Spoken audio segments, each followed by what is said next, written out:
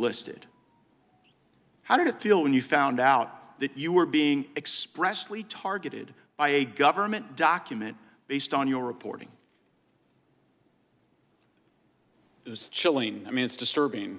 I never thought that would happen in the United States of America, to be perfectly honest. I've lived in a bunch of authoritarian countries. I've visited a lot of authoritarian countries. Never thought this kind of thing would be going on here. And the nexus to authoritarianism is the desire to control the nature of truth itself. Our understandings change about things. We learn new things. We challenge prior assumptions. But if a bunch of people in Washington, D.C. get to decide what the truth is, and then enforce it on the country, and then punish and target those who report on their conduct, we are drifting more toward that. How did you feel, Mr. Taibbi, when you saw your name? I was upset, obviously. I lived in Russia during the 90s and early 2000s. I was there when Putin took power. I was friends with a group of very brave, muckraking reporters in Russia, many of whom didn't make it. A few of them were murdered after Putin came to power. So I've always been conscious of how the risks that other reporters take in other countries are incredibly severe, and that's one of the reasons why I'm motivated to protect the First Amendment, because our country has the best protections for reporters in the world. But this kind of thing, where the government is looking for information about reporters, it's usually a canary in the coal mine that something worse is coming in terms of an effort to exercise control over the press. And so on that level, it's absolutely disturbing.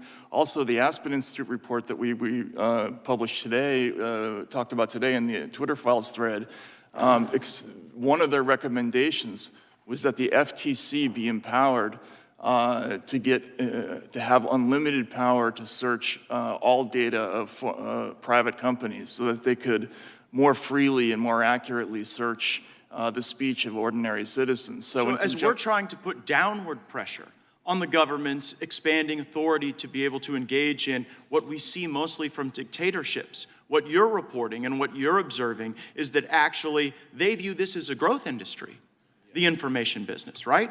This yes. Censorship industrial complex is a growth industry to the government. I think the key thing also, yes, and the thing to understand is that NSF... What is NewsGuard, and how are they part of the censorship industrial complex? Yeah, and by the way, we talked about Richard Stengel. He's on the board of NewsGuard. NewsGuard and the Disinformation Index are both U.S. government-funded entities who are working to drive advertiser revenue away from disfavored publications and towards the ones that they favor. This is... Now, you know, what I'm used to in this town is government officials pick their favorite outlets and they give them the best scoops and they give them the best stories. And there's a fusion of media and government that has long made me uncomfortable. But what you're describing now is literally the directing of revenue to certain media companies over other media companies designed and implemented with U.S. government funding and support. That's right.